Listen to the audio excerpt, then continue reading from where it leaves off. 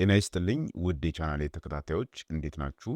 ዛሬ እጅግ በጣም አስፈላጊና ብዙዎቻችሁ በየጊዜው በኮሜንት ስትጠይቁኝ ለነበረው የፀጉር ጤና ጥያቄ ምላሽ የሚሆን ቪዲዮ ይዤላችሁ መጥቻለሁ። ፀጉራችን የውበታችን ዘውድ ነው።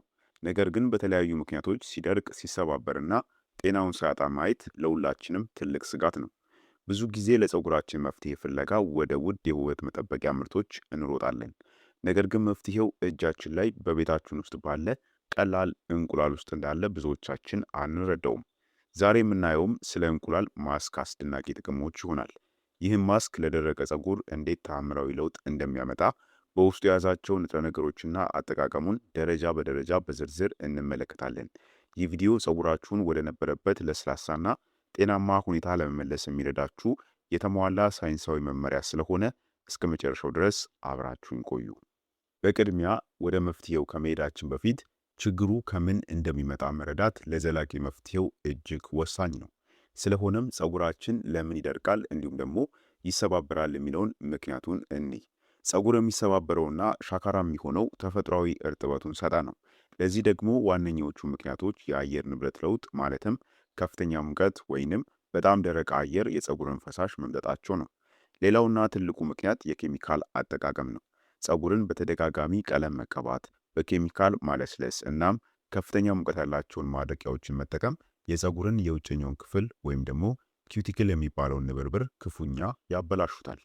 በተጨማሪም በሰውነታችን ውስጥ ያለው የቫይታሚንና የማዕድን እጥረትም ፀጉር እየሳሳና እየተሰባበረ እንዲሄድ ያደርገዋል። ፀጉራችን 70% ያክሉ ኬራቲን ከተባለ የፕሮቲን አይነት የተገነባ በመሆኑ ፕሮቲን ሲያጣ መሰባበሩ የማይቀር ነው። እዚህ ጋር ታዲያ እንቁላል ለፀጉር ምን አይነት ጥቅም አለው ስንል ሳይንሳዊ ጥቅሞቹን ደግሞ አሁን እንይ። እንቁላል ለምን ለፀጉር ተመረጠ የሚለውን ሳይንሳዊ በሆነ መንገድ ስንመለከተው አስደናቂ የሆኑ ንጥረ ነገሮችን እናገኛለን። እንቁላል በተፈጥሮ እጅግ ከፍተኛ የሆነ የፕሮቲን ክምችት አለው። የእንቁላል ማስክን ስንጠቀምም በውስጡ ያለው ፕሮቲን በተሰነጣጠቁ የፀጉር ዘርፎች ውስጥ በመግባት ክፍተቶቹን ይደፍናል። ይህም ፀጉር ጠንካራ እንዲሆን ያደርገዋል። ከፕሮቲን በተጨማሪም እንቁላል ባዮቲን ወይም ደግሞ ቫይታሚን ቢ7 የተባለ ንጥረ ነገርም ይዟል። ይህም ቫይታሚን ለፀጉር እድገት እንደ ዋና ሞተር የሚያገለግል ሲሆን የፀጉር ስሮችን በማነቃቃት አዲስ ፀጉር እንዲበቅልና የፀጉር መነቃቀልም እንዲቆም ያደርጋል። በተጨማሪም በአስኳል ውስጥ የሚገኘው ሉቲን የተባለው ንጥረ ነገር የፀጉር የመለጠጥ አቅምን ወይንም ኢላስቲሲቲው በመጨመር በቀላሉ እንዳይሰባበር ይከላከላል። ቫይታሚን ኤ እና ኢ ደግሞ ለራስ ቅል ጤና እንዲሁም ደግሞ ለፀጉር እርጥበት ወሳኝ ሚና የሚጫወቱ ቫይታሚኖች ናቸው። እነዚህን ሁሉ ንጥረ ነገሮችና ቫይታሚኖችን እንቁላል የያዘ በመሆኑ ለፀጉራችን ጤናማነት እጅግ ተመራጭ ያደርገዋል ማለት ነው። ነገር ግን የእንቁላል ማስክን ለፀጉራችን ስንጠቀም እንደ ፀጉራችን አይነት ሁኔታ ማስኩ ሊለያይ ይችላል። ሁሉም ፀጉር አንድ አይነት ስላልሆነ እንደ ፀጉራችን ሁኔታ የምንጠቀመው የእንቁላል ክፍል መለየት እንዳለበት ማወቅ አለብን። ፀጉራችሁ በጣም የሚደርቅ ከሆነ ከፍተኛ ቅባት ያለውን የእንቁላል አስኳሉን ብቻ መጠቀም ይመከራል። አስኳሉ የፀጉርን ደረቅነት የሚቀንሱ ተፈጥሯዊ ቅባቶችን በውስጡ ይዟል። ፀጉራችሁ በጣም ቅባታማ ከሆነ ደግሞ ትርፍ ቅባትን የማጽዳትና የራስ ቅልን ቀዳዳዎች የማጥበብ ባህሪ ያለውን የእንቁላል ነጩን ክፍል ብቻ መጠቀም የተሻለ ውጤትን ያስገኛል። ፀጉራችሁ መካከለኛ ወይም ደግሞ ጤናማ ከሆነ ደግሞ ሙሉን እንቁላል መጠቀም ትችላላችሁ። ይህንን ማወቅ ማስኩ ለፀጉራችሁ ትክክለኛው ምላሽ እንዲሰጥ ያደርግላችኋል ማለት ነው። አሁን ደግሞ የሚያስፈልጉ ንጥረ ነገሮችና ጥቅማቸውን ልንገራችሁ። ለደረቅና ለተሰባበረ ፀጉር የሚሆን እጅግ ኃይለኛ ማስክን ለማዘጋጀት የሚከተሉትን ነገሮች እናዘጋጃለን። በመጀመሪያ 2 እንቁላሎች። እንደ ፀጉራችሁ እርዝመት እንቁላሉ መጠኑ ሊጨምር ይችላል። ይህ ማለት ከ2 በላይ ሊሆን ይችላል ማለት ነው። ነገር ግን አሁን 2 እንቁላሎችን ታዘጋጃላችሁ። ፀጉራችሁ እርዝመት ካለው ግን የእንቁላል መጠኑን ጨምራችሁ ማዘጋጀት ትችላላችሁ ማለት ነው። በመቀጠል 2 የሾርባ ማንኪያ የወይራ ዘይት እናዘጋጃለን። የወይራ ዘይት በውስጡ ባለው ቫይታሚን ኢ አማካኝነት ለፀጉራችሁ ትልቅ እርጥበትን ይሰጣል። 1 የሾርባ ማንኪያ ንጹህ ማርም እንጨምራለን። ማር ፀጉራችሁ አንጸባራቂ እንዲሆንና እርጥበቱን ጠብቆ እንዲቆይ ያደርጋል። በመጨረሻም ደግሞ ጥቂት የሎሚ ጭማቂ ወይም ደግሞ የአፕል ሳይደር ቪኒጋርን እንጠቀማለን። ይህን የምንጠቀመው የእንቁላሉን ሽታ ለመቀነስና የራስ ቅልንም የፒኤች መጠንን ለማስተካከል ነው። ታዲያ እነዚህ 4 ነገሮች ሲቀላቀሉ ለፀጉር እድገት እጅግ ኃይለኛ የሆነ ሱፐር ፉድ ይፈጥራሉ ማለት ነው። ማስኩም የሚዘጋጀው ከነዚህ ግብአቶች ይሆናል ማለት ነው። አሁን ደግሞ ወደ ዝርዝር አዘገጃጀት መመሪያው እንለፍ። በመጀመሪያ እንቁላሉን በንጹህ ጎድጓዳ ሳህን ውስጥ እንሰብረዋለን። ፀጉራችሁ ደረቅ ከሆነ አስኳሉን ብቻ ለይታችሁ መውሰድ ትችላላችሁ።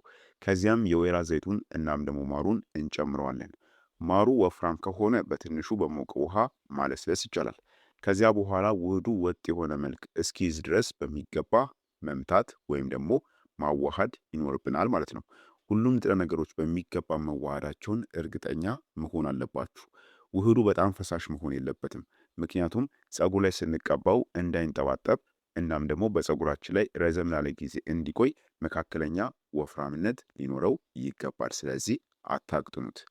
ይህንንም ዝግጅት በየሳምንቱ አዲስ አድርጎ ማዘጋጀት ለውጤታማነቱ ወሳኝ ነው ማለት ነው። ስለዚህ ውህዱን በዚህ መልኩ አዘጋጅተን እንጨርሳለን ማለት ነው።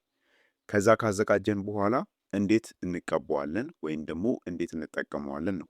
ማስኩ መቀባት ከመጀመራችን በፊት ግን ፀጉራችንን በደንብ ማበጠር አለብን። ፀጉራችሁ ላይም ምንም አይነት የቆየ ቅባት ወይም ደግሞ ቆሻሻ መኖር የለበትም። ይህንን እርግጠኛ መሆን አለባችሁ። ከዛ በኋላ ፀጉራችሁን በአራት ክፍል መከፋፈል ይኖርባችኋል። ይህ ስታደርጉ ማስኩ የእያንዳንዱ የፀጉር ዘርፍ ላይ እንዲደርስ ይረዳዋል ማለት ነው። አቀባባችሁ ከፀጉር ስር ጀምሮ እስከ ጫፉ ድረስ መሆን ይኖርበታል። ሁልጊዜም ቢሆን ማስክን ስትጠቀሙ የፀጉር ጫፍን ብቻ አትቀቡ፣ ስሩንም ጨምራችሁ መቀባት ይኖርባችኋል። በተለይ የተሰባበረው የፀጉር ጫፍ ላይ በደንብ ማዳረስ ለውጤታማነቱ ወሳኝ ነው። ቀብታችሁ ስትጨርሱ ለ5 ደቂቃ ያክል የራስ ቅላችሁን በጣቶቻችሁ ማሳጅ አድርጉት ወይም ደግሞ በጣቶቻችሁ እሹት። ይህም የደም ዝውውርን በማፋጠን ንጥረ ነገሮቹ ወደ ፀጉራችሁ ስሮች እንዲገቡ ያደርጋቸዋል ማለት ነው። በመቀጠል ፀጉራችሁን ወደ ላይ ሰብስባችሁት በፕላስቲክ ሻወር ካፕ መሸፈን ይኖርባችኋል። ፕላስቲኩ ሙቀት ስለሚፈጥር የፀጉር ቀዳዳዎች እንዲከፈቱና ንጥረ ነገሩም እንዲመጠጡ ያደርጋል ማለት ነው። ስለዚህ በዚህ መልኩ መቀባት ትችላላችሁ ማለት ነው።